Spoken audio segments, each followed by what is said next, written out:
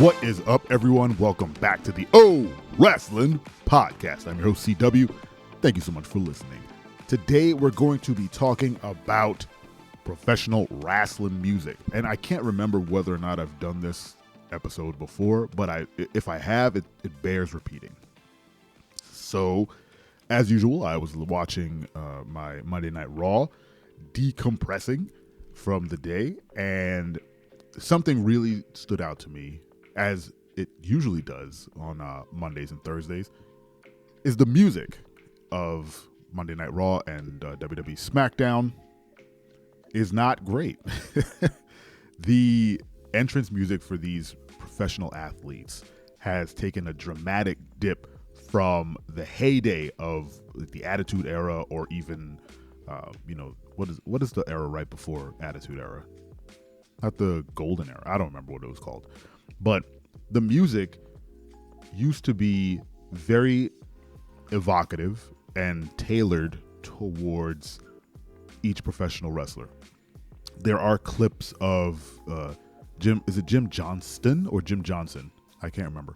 But him speaking about how he created Stone Cold Steve Austin's theme, and his philosophy was when his music hit, you had to know immediately that it was Stone Cold, or that it was Mankind, or that it was The Rock, or whatever, whoever it was.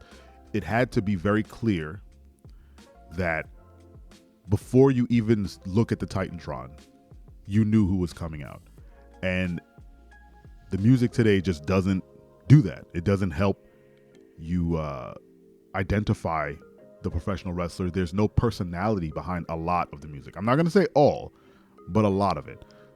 Obviously, some of the music is extremely tailored to professional wrestlers, and some of them, I would say, are downright great. I've grown to love Kingdom. My kids love it. We do the whoa when Cody comes out. I think Kingdom is one of the better performative entrance songs in WWE today, mostly because it involves the crowd. The crowd gets to sing along. The crowd gets to have that moment with the professional wrestler. Same thing with Seth Rollins' theme, which has always been bad. Let's get that out the way. Seth Rollins' theme has never been good. And the only thing that saved it was when they added that whoa, whoa, because for the longest time, it was just noise. It just sounded like a bunch of pots and pans clanging together. And then he would come out with fire. And I was like, what is this noise? Please turn it off. And they tweaked it for a while until they got to the point where fans can interact with it. So it's very much like Kingdom. Roman Reigns' theme song bumps.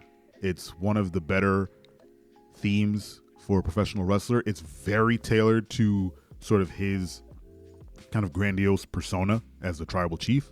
And when that music hits, fans go crazy. And then you get to do the, put up the ones and the fireworks and everything. That's great. Then someone like Ilya Dragunov, who just came up from NXT and is putting on just crazy matches. The man has great range, great mic work, and he has music that is very identifiable as his theme. No one else has a theme like Ilya Dragunov, and that's a great point. When his music hits, you know it's him. I don't need, if I'm in my kitchen and his music pops, I know he's coming. I know who's coming out. Whereas someone like Baron Corbin, if his music hits, I have to turn over and look to see who's coming out if I have it, if the announce team hasn't, popped his name yet. Most of the roster have generic create a wrestler themes, and I don't think anyone will argue with that. Braun Breaker, I feel, and this is just me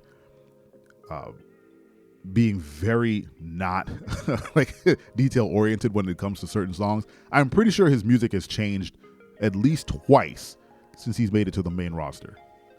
I feel like his music was very generic, obviously very generic when he first came up, and then it got loud, like crazy loud, and like the pots and pans banging loud again.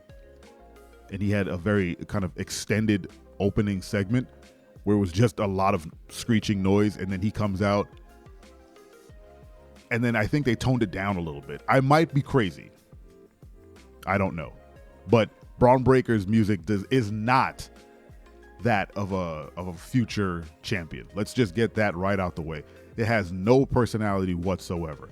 And I feel like they should invest some time and energy to kind of bringing back the old style of music. I'm not saying they need to get back the old people to make it.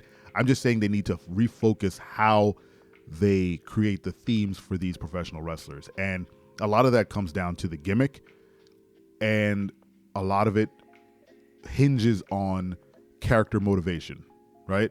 Stone Cold Steve Austin's song is incredibly tailored to the core of who Stone Cold is. Not necessarily whether he's a face or a heel, but just the man in general, like who Stone Cold is as a person, like the character.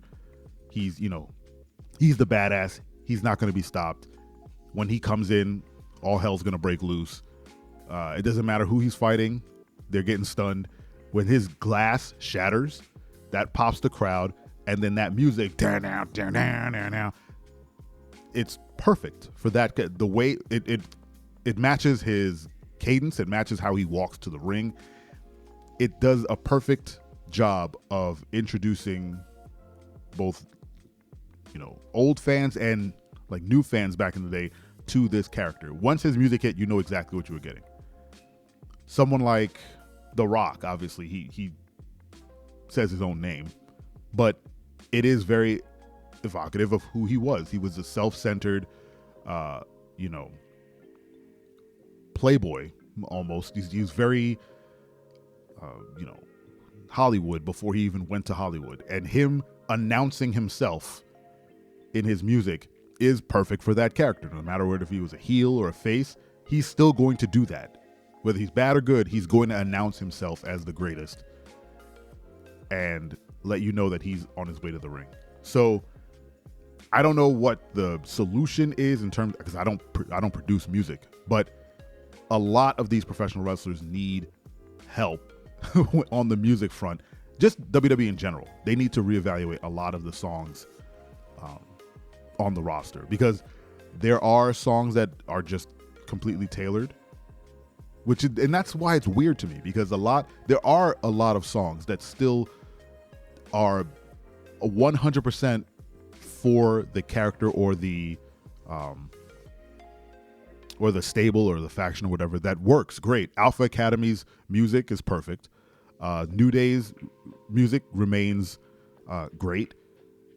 Who else is on the roster right now that has really, really good music that I can't?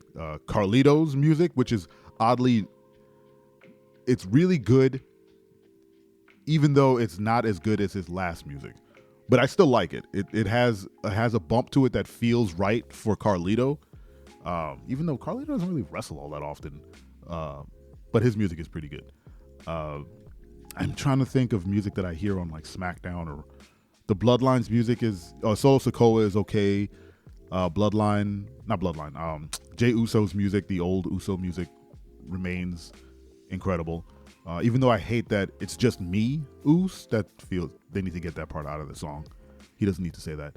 But then you look back at something like the 2022, 23, and hell, even 24 Royal Rumble, when music hits, they just started adding people's names to the front. And it became a moment where everyone had to kind of watch the Titantron to see who was coming out versus just hear their music hit. Like when Val Venus's music hits, you know he's coming out. Hello, ladies. But when you have to watch the Titantron on a Royal Rumble and just to see and know who's coming out to the ring, that's a pretty clear sign. And I think the idea of let's add their names to the start of the song is not the proper way. That's a Band-Aid that just needs to go away. Anyway, what are your favorite recent WWE themes? Let me know in the comments.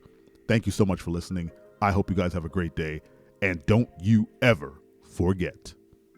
I'm your friend, but if I ever see you in the ring, I can beat you. Don't you know? Yeah, yeah, yeah.